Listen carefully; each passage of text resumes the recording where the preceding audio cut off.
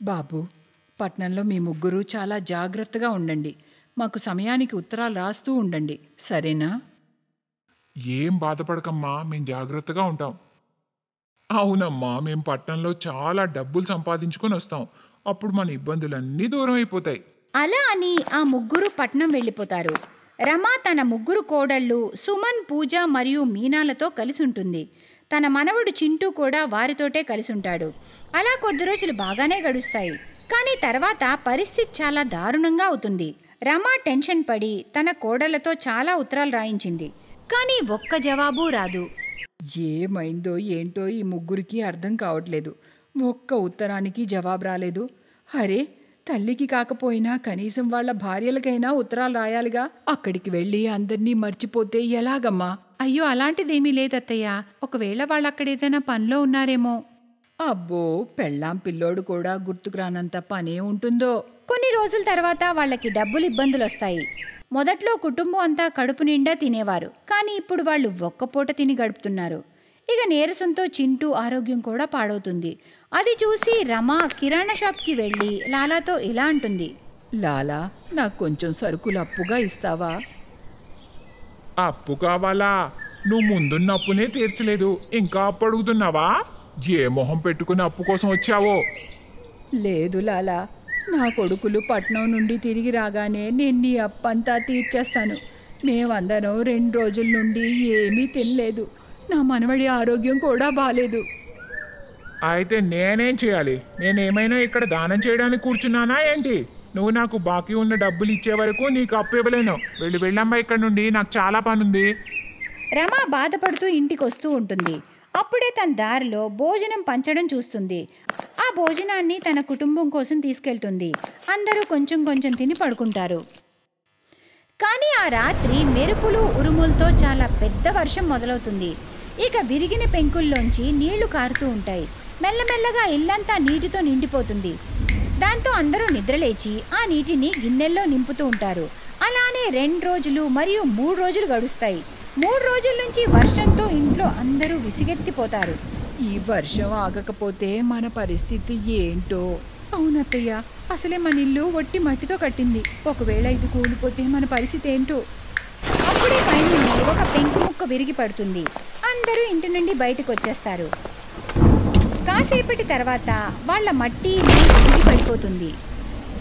అత్తయ్య, మన ఇల్లు ఇప్పుడు మనం ఏం చేస్తాం? నానమ్మ, ఇప్పుడు మనం ఎక్కడుంటాం? ఇల్లు కూలిపోవడం చూసి వాళ్ళందరి కళ్ళల్లో నీళ్లు నిండుకుంటాయి. రమ తన కోడళ్ళు మరియు మనవడితో కలిసి రోడ్డుపై నడుస్తూ ఉంటుంది. అలా వెళ్తూ ఉండగా వారికి రోడ్డు పక్కన పెద్ద పెద్ద పైపులు కనిపిస్తాయి. వాళ్ళందరూ వర్షం నుండి తలదాచుకునేందుకు దానిలోకి వెళ్ళి ఉంటారు. ఆ రోజుకి వాళ్ళందరూ ఆకలితో ఉండి 3 రోజులవుతుంది. తన మనవడి ఆరోగ్యం పాడవడం చూసి రమ పని వెతుక్కుంటూ బయలుదేరుతుంది. చాలాసేపు వెతుకుతూ తను ఒక ఢాబాకు చేరుకుంటుంది.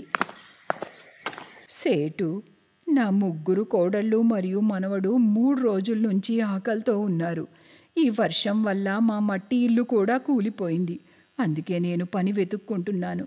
దయచేసి మీరు నాకు ఏదో ఒక పని ఇప్పించండి. నేను కూడా ఎప్పటి నుండో పనివాళ్ళ కోసమే చూస్తున్నాను. నువ్వు వచ్చి మంచి పని చేసావమ్మా. మాకు కూడా చాలా సహాయంగా ఉంటుంది. చాలా చాలా ధన్యవాదాలు సేటు. రమ మరుసటి రోజు నుండే ఆ డాబాలో పనిచేయడం మొదలు పెడుతుంది. ఇక తన కోడళ్ళు మరియు మనవడు కడుపు నింపుతూ ఉంటుంది. ఒకరోజు రమ ముగ్గురు కొడుకులు ఊరికి తిరిగి వస్తారు.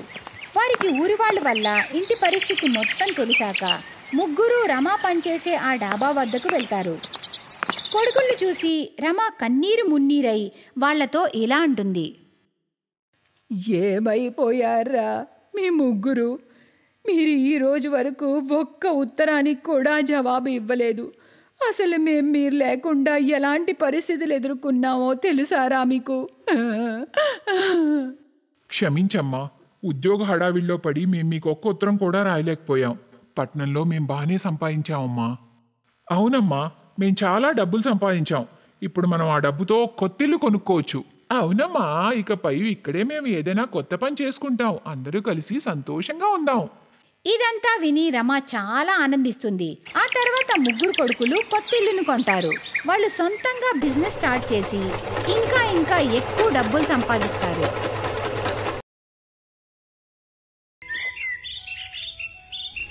లలిత ఇంకా ఉమేష్ ముజఫర్ అనే ఒక ఊరిలో ఒక చిన్న టీ కొట్టు పెట్టుకున్నారు.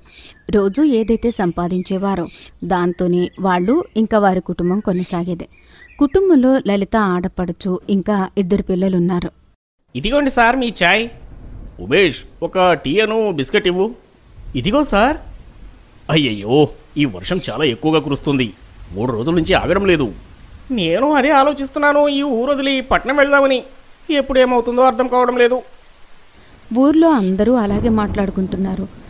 లలిత ఈ మాటలన్నీ విని ఎంతో ఆందోళన చెందుతుంది. ఆ కారణం వల్ల తనకు నిద్ర పట్టదు. అర్ధరాత్రి ఊరి ప్రజలు ఉన్నట్టుండి కేకలు వేయడం విని లలిత భయపడిపోతుంది. వారి ఇంటి పక్కవారు శ్యామ్ ఇంకా తన భార్య సామాన్లన్నీ సర్దుకుని తల మీద పెట్టుకుని వెళ్తుంటారు. ఏమైంది శ్యామన్న? ఈ సామాన్లు తీసుకుని ఎక్కడికి వెళ్తున్నారు? ఇంకా అందరూ ఎక్కడికి వెళ్తున్నారు? లలిత వదిన, గ్రామంలోని వరదలు వచ్చేస్తున్నాయి. మనం వీలైనంత త్వరగా ఈ గ్రామాన్ని వదిలిపెట్టి బయటికి వెళ్ళమని చెప్తున్నారు. లలిత త్వరగా ఉమేష్ని నిద్రలేపుతుంది. నదిలో నీళ్లు అన్నీ గ్రామంలోకి వచ్చేస్తాయి. గ్రామం అంతా నీళ్లలో మునిగిపోతూ ఉంటుంది. జనాల ఇళ్లన్నీ నీళ్లలో మునిగిపోతూ ఉంటాయి. కాసేపటికి అంతా విధ్వంసం జరుగుతుంది. అయ్యో భగవంతుడా, ఇప్పుడేం చెయ్యాలి? మనం ఈ నది నీళ్ల నుండి ఎలా బయటపడాలి? బంటి, పింకీ, త్వరగా లేవండి. వదినా, ఇక్కడ ఏం జరుగుతుంది? నీళ్ల వల్ల మన ఇల్లంతా మునిగిపోయింది. మాలా, లలిత, మీరు త్వరగా సామాన్లు తీసుకోండి. మనం ఇక్కడి నుంచి వెళ్ళిపోవాలి. ఎవరి చేతికి ఏ సామాన్లు దొరికితే అది పట్టుకుని వాళ్ళు వెళ్తూ ఉంటారు. నీళ్లు వాళ్ళ ఎద దాకా వచ్చేస్తూ ఉంటాయి. వెళ్తూ వెళ్తూ ఉమేష్ ఇంకా లలిత బాగా తడిసిపోతారు. ఉమేష్ తన కొడుకుని ఎత్తుకుని వెళ్తూ ఉంటాడు. చాలా దూరం వెళ్ళిన తర్వాత కూడా వాళ్ళకి ఒక బాత్రూమ్ కూడా కనబడలేదు. అమ్మా, నాకు అర్జెంటుగా బాత్రూమ్ వస్తుంది, నేను వెళ్ళాలి. విను, నువ్వు అక్కడ ఒడ్డుకురా, నేను నీకు అక్కడ టాయిలెట్ చేయిస్తాను. లలిత పింకీని టాయిలెట్కి తీసుకుని వెళ్తుంది. కానీ అక్కడ బాత్రూమ్ అంతా విరిగిపోతుంది. అమ్మా, ఇక్కడ టాయిలెట్ అంతా విరిగిపోయింది, నేను ఇక్కడ కూర్చోలేను. బాత్రూమ్ చాలా ఘోరంగా విరిగి ఉంటుంది. లలిత పింకీకి చాలా కష్టంగా టాయిలెట్ చేస్తుంది. తనంటే చిన్నపిల్ల కాబట్టి ఎలాగోలా ఒప్పుకుంది. కానీ పెద్ద మహిళల పరిస్థితి ఏంటి? వాళ్ళు టాయిలెట్కి ఎక్కడికి వెళ్ళాలి? ఇది చాలా పెద్ద సమస్య. లలిత, ఉమేష్ ఇంకా పిల్లలు ఈ సమస్యను భరిస్తూ ఉంటారు. చూస్తుంటే ఈ వర్షం ఈరోజు ఆగేలా కనిపించడం లేదు. మనం ఇదే గుడిసెపై ఉండటమే మంచిదనిపిస్తుంది. చుట్టుపక్కల మొత్తం మురికి నీళ్లున్నాయి. చుట్టూ ఏమీ కనబడడం లేదు. చూస్తుంటేనే మనసులో ఎలాగో ఉంది. గలీజ్ నీళ్లతో చుట్టూ అంతా నిండిపోతుంది. దానిమీద చేపలు, పురుగులు పాకుతూ ఉన్నాయి. అలా మురికి నీళ్లలో పాములు, పురుగులు ఇలా ఏవైనా కరుస్తాయేమో అని అందరూ భయపడతారు. అయినా గ్రామ ప్రజలు ఈ కష్టాల మధ్యలో కూడా పడుకోవడానికి ప్రయత్నిస్తూ ఉంటారు. రాత్రి సమయంలో బంటికి టాయిలెట్ వస్తుంది. అమ్మా, నేను వెళ్ళాలి. అమ్మా, నేను వెళ్ళాలి, లేకపోతే నేను ఇక్కడే పోసేస్తాను. నువ్వు ఇక్కడే కూర్చో లలిత, నేను బంటిని టాయిలెట్ పోయించుకుని తీసుకొస్తాను. ఉమేష్ బంటిని టాయిలెట్కి తీసుకుని వెళ్తాడు. చీకటిలో అతనికి కనబడదు. నిండిన నీళ్లతో కిందంతా బురదగా జారుతూ ఉంటుంది. హఠాత్తుగా ఉమేష్ జారి కింద పెడతాడు. ఇంకా అతనికి చాలా దెబ్బలు తగులుతాయి.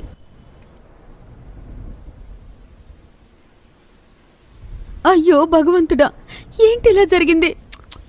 అయ్యో, ఎంత దెబ్బ తగిలింది. ఏం చేయను లలిత, చీకట్లో ఏం కనిపించలేదు. వదినా, బాత్రూమ్ పాడవకపోతే అన్నకు ఈ దెబ్బ తగిలేది కాదు. ఇలా వర్షం పడ్డం వల్ల అందరి బాత్రూంలు విరిగిపోయాయి. మన బాత్రూంలు మనకి ఎలా అయినా మనకుండు. అక్కడ చూడు, ఆ కారణంగా అందరూ నది ఒడ్డిన పొలంలో అక్కడ ఇక్కడ ఎక్కడ పడితే అక్కడ టాయిలెట్ చేస్తున్నారు.